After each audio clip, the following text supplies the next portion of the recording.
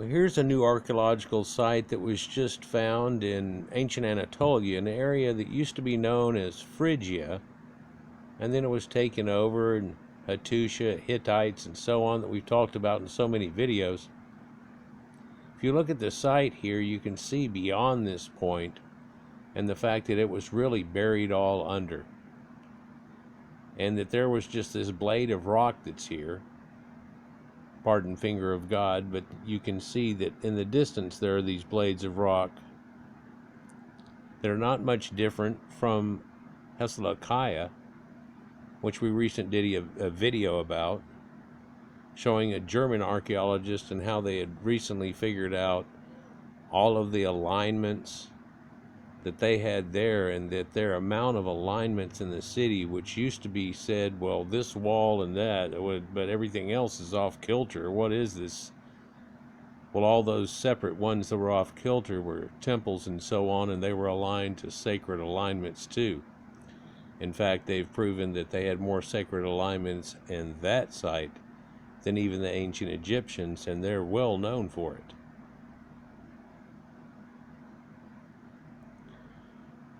So what's up under that hill is another possible name for this video, but it wouldn't fit because we are starting to find with Göbekli Tepe and the other 12 sites now that they have that are up under little tepes or types of hills, what's up under there.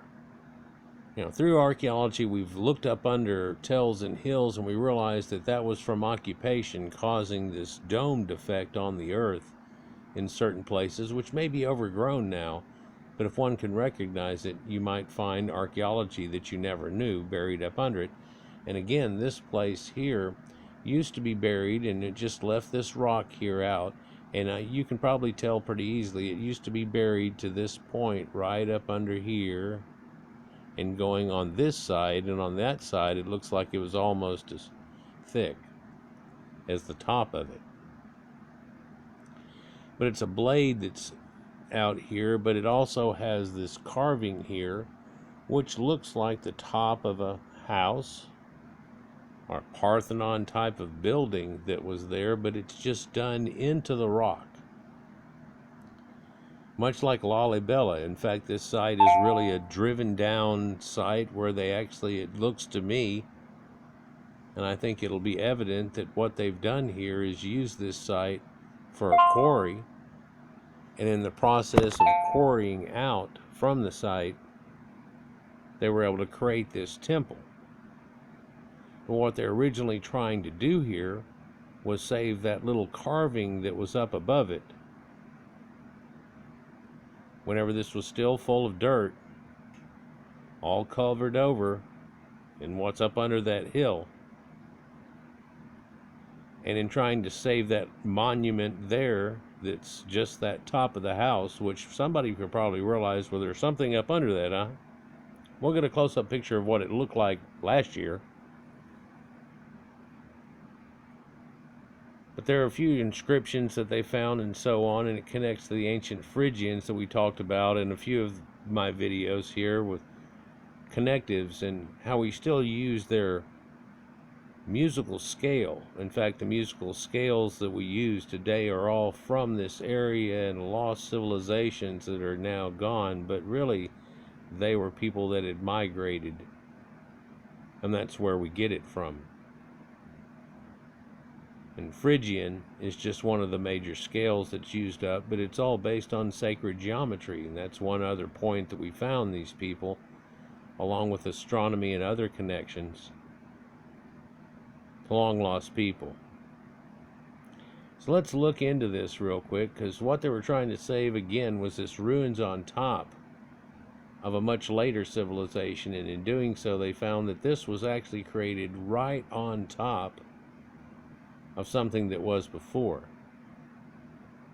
And we've discussed how a lot of temples are built on a previous temple, and Baalbek, who they try to credit to the Romans and so on, was actually there long before, and the Romans did their secondary build upon it.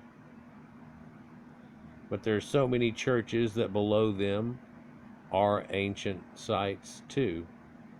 that they had built on the foundations of places that have been done before and selected for certain reasons that actually go way back into antiquity.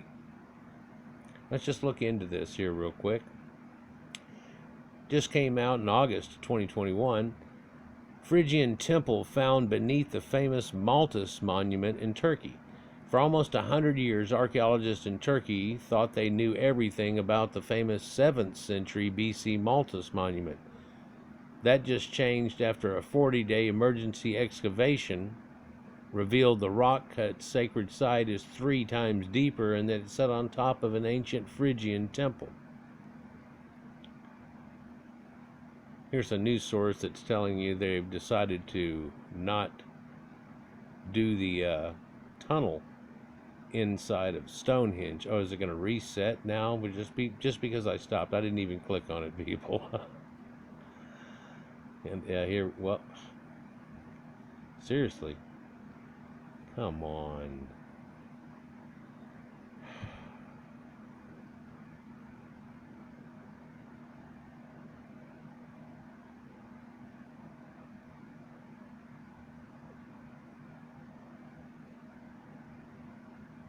So the famous Maltas monument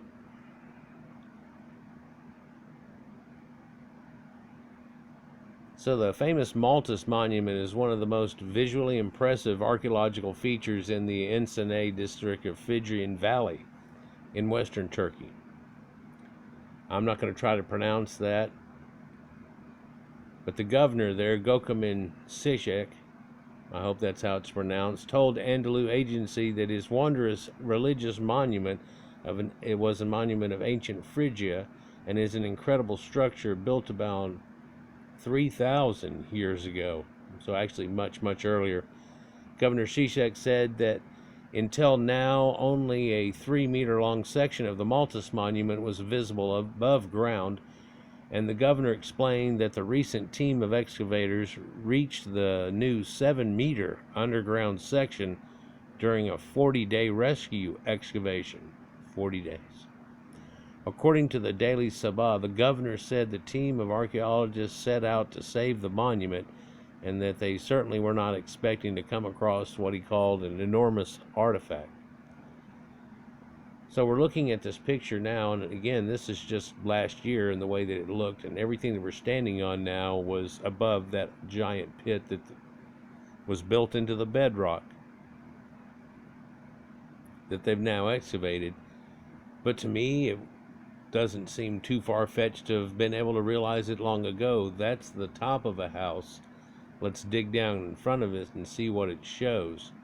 Someone might have done that and they just found a flat wall going down, so it wasn't, and there wasn't a temple door or anything in, so they just gave up and filled it back in or whatever. But didn't ever know that really existed like that. And so it's just this poking ridge that came out, and once they excavated around it, they were like, well, this goes deeper and deeper and deeper. Probably found the edge at one of the corners and went, well, here's a corner, but it goes down. And then, man, that's a lot of excavating to get all of that dirt and stuff out of there. It tells you until just recently the Maltas monument in Turkey looked like this, and no one suspected what lay beneath the surface. The newly discovered Phrygian Temple below the monument will shed more light on the spiritual belief of the Phrygians. The newly discovered Phrygian Temple is and what it reveals. Before we look closer at what this newly discovered aspect of the famous sacred site actually represents or means, if you're anything like me, the first step is to answer the question, who were the Phrygians? Well, known as the Track tribe from Thrace in southeastern Europe, now Bulgaria, Greece, and Turkey, the Phrygian people began migrating to ancient Anatolia, now Turkey, from about 1200 BC.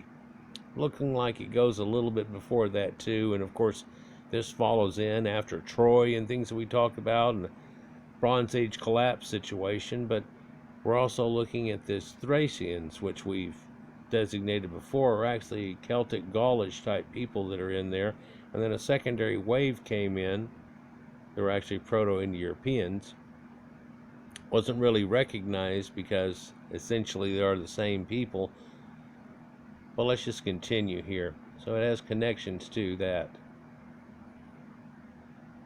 According to Anthony Pagden's 2002 paper, Europe Conceptualizing a Continent, the Phrygians settled along the shores of Ascanea Lake, Isnik Lake now, in the Sangarius River Valley, or Sankaria River Valley, and deeper into central Anatolia, where they established a powerful dual state between the 9th and 6th centuries BC.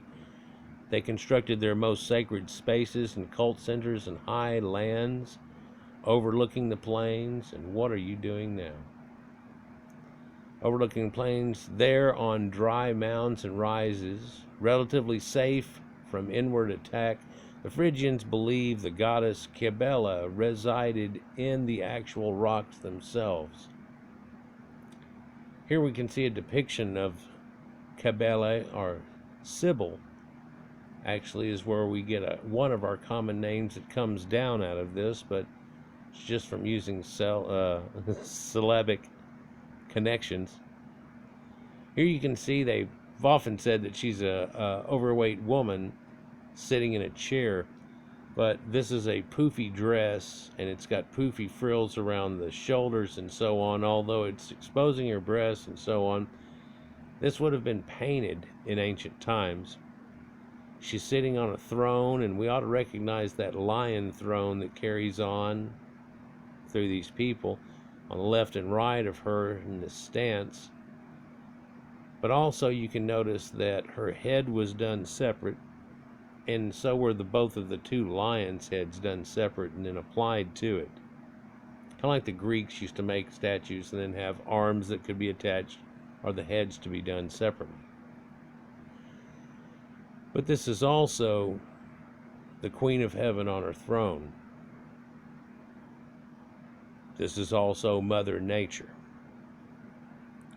I've done a couple of videos that don't go exactly into Cybele and her separate beliefs. But when and if I did, it would of course be the connected beliefs that came before and so on.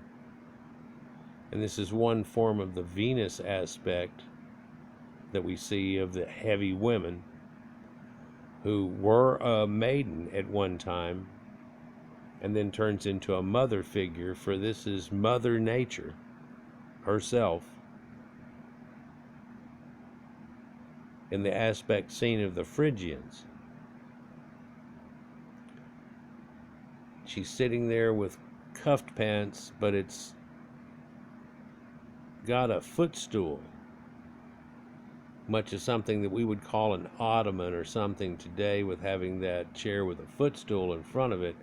While it was popular then, it comes from times well before, and a lot of these and some of these civilizations that we talk about through the Mediterranean below that always showed some of their enemies and how they were just sitting there with their feet on them.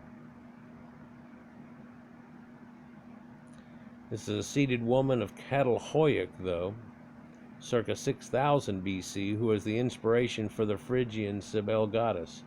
This same goddess, known as the mother of all gods, was also popular in classical Greece and Rome. Reliving the Phrygian Temple goddess from her stone cage. Well, Cybele, or Cybele, whichever way you want to go with it, was the ancient primal nature goddess and the Phrygian mother of all gods. This supreme deity was worshipped with the orgiastic sex rites at rock cut sites like these, hidden deep within the mountains of Central and Western Asia.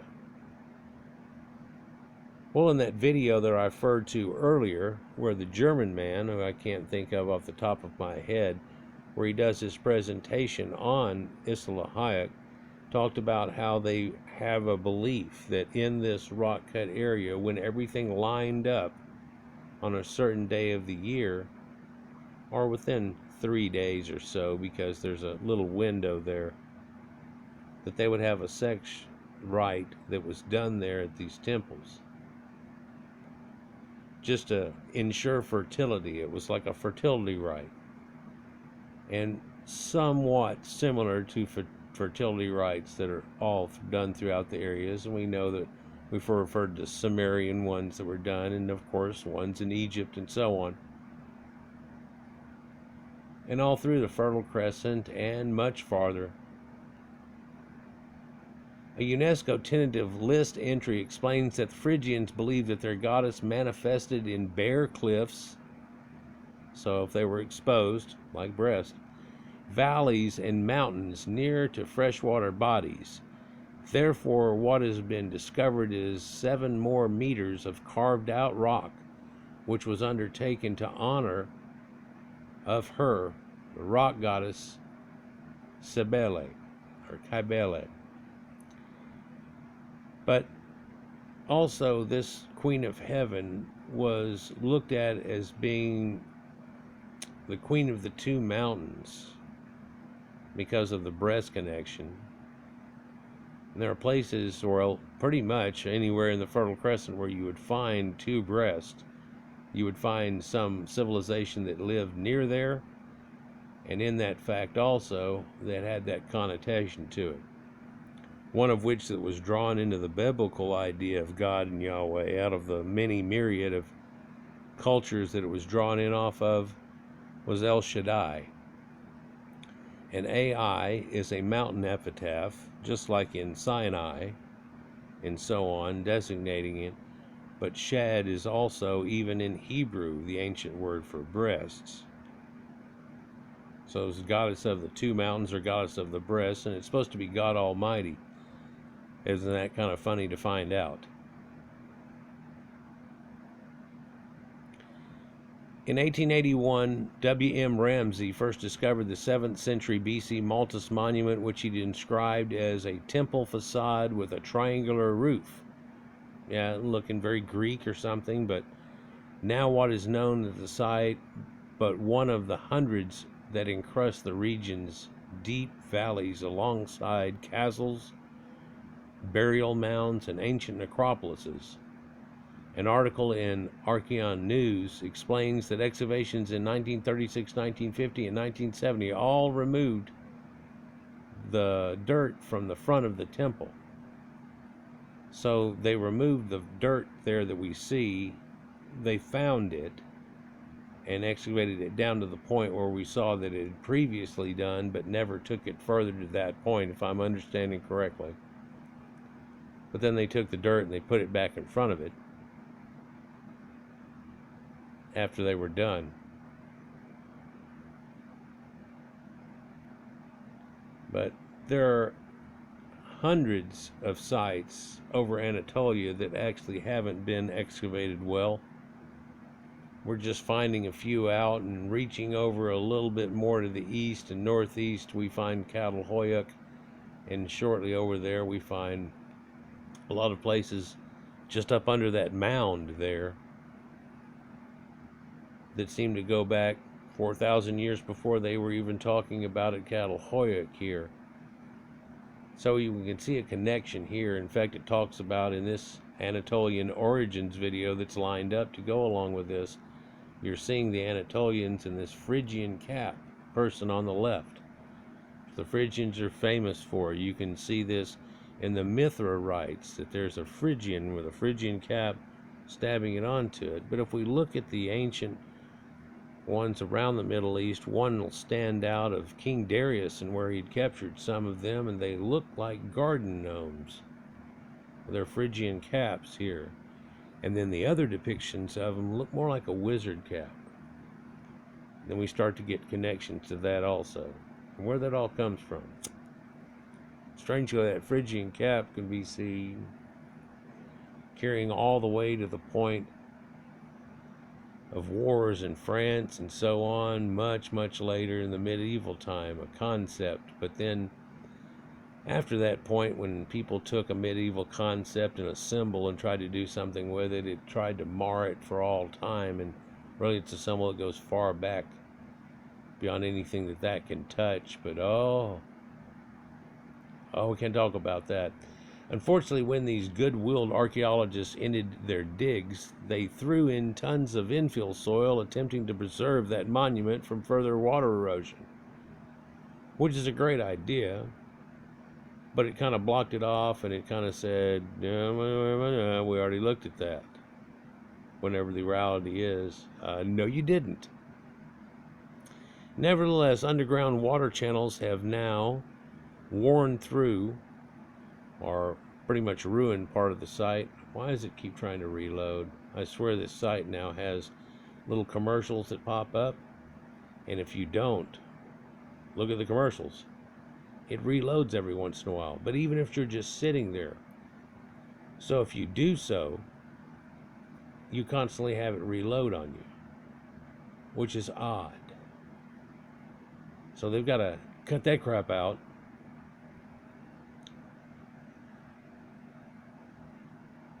See if we can let it reload and catch up to itself here real quick. So nevertheless, these underground water channels have now worn out the subterranean portions under it.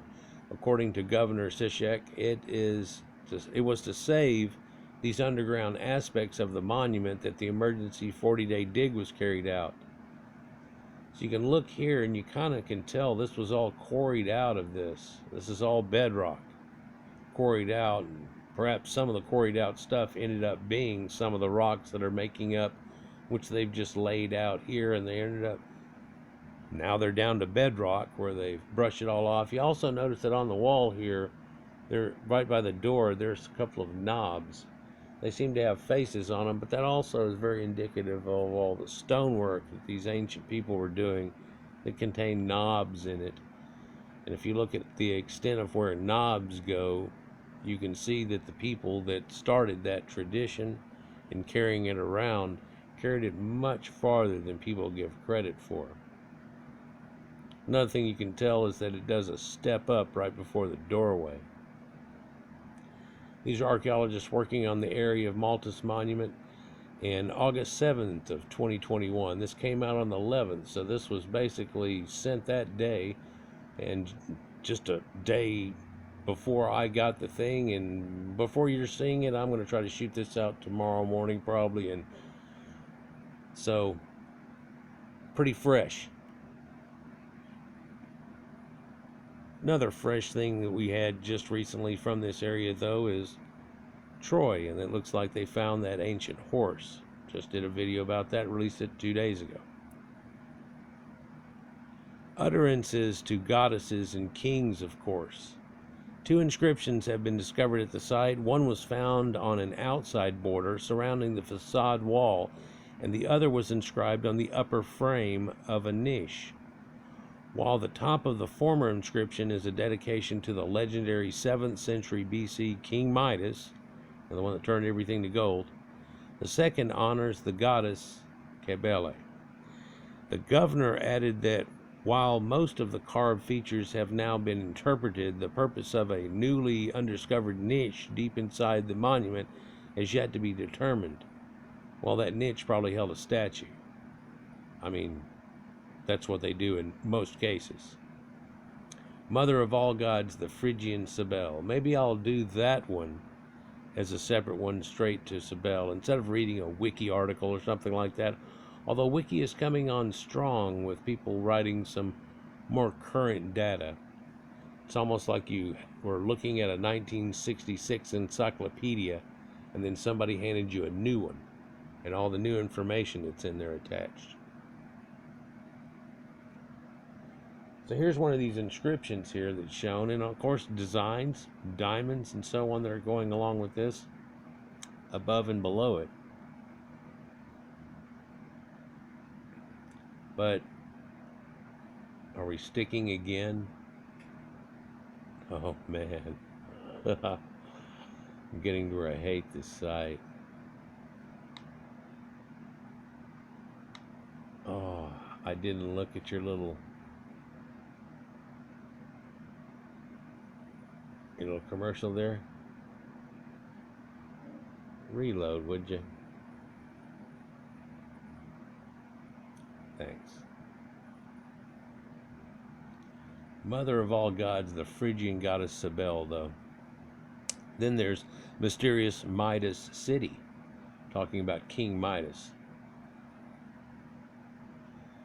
So The governor added that while most carved features have now been interpreted, the purpose of a newly undercovered niche deep in there has been yet to be figured out exactly. I don't know what that was for. Wow.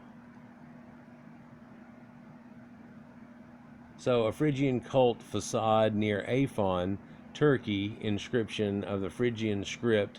Other Phrygian inscriptions have been found near the Maltas monument that mention their famous king, King Midas. What is known about the mysterious niche, according to Lenry Roller's 1999 book In Search of the God of the Mother, the cult of Anatolian Cybele, is the niche was the goddess, as were cups, bowls, and other indented or vaginal-shaped ritual items. So back then, they weren't trying to keep sex from their kids, like trying to get people to believe in Santa Claus till they got to a certain age or whatever, and they weren't keeping people away from the reality of that aspect of life. For the kid probably wondered how I got here long before they hadn't quite developed those stories about cabbage patches and storks and things just yet. Wait, they did. I've got videos about it. But they also had things like this that were pretty much racy for the time, if you will. Woo. Well, not for the time. How many monuments have they found like this, whenever they find things like that, up until a real modern day, were hidden or actually thrown away, busted and destroyed, or thrown into a box, like some in the Indiana Jones idea? Having developed a deep religious and sexualized culture, the Phrygian state collapsed in early 7th century BC after the nomadic Cimmerians sacked all of Anatolia. However, all was not lost, as many fertile members of the Phrygian royal family escaped the Cimmerian attacks and went on to seed their ancient culture in various parts of ancient Anatolia, according to the UNESCO tentative list entry on the Maltas monument. So, it's amazing how many places are actually built upon the ruins of another place. And it seems like all these little tells and hills and little bumps, if you just take a look, quite often, not always, will contain ruins. And while those ruins might be just, it's the start, something poking up out of it, and you might find some statue near and say, I wonder what is going on here. Did somebody drop something in the middle of nowhere, or did they actually have something going on? Whenever you see something like this, it looks like a temple roof, there's got to be something down below it. I'm kind of surprised they left it alone for so many years. Archaeologists played with this over 100 years ago, and it really stayed left alone until this newest find. Yeah, Stonehenge tunnel ruled unlawful. Look at this schist disc of Sabur, this incredible part that's in ancient Egypt. It's just beyond incredible. So I can't wait for there to be another video about this, but I'll probably do one about Cybele and that other article that's there, and have it come out shortly for y'all. Let me know what y'all think down in the comments. But I just have this belief also, by the way, that there's got to be something in there or there. We're not too far from Hesychia. We're inside of just a little clutch of rocks that look like that are somewhat inconspicuous. Whenever they go in, there's this sacred site. We're just lucky that vandals in a modern day haven't ruined it, or other cultures finding it over the years and taking a hammer to it or something along that line, aren't we? Too much of that goes on even in our modern day. Still. Peace.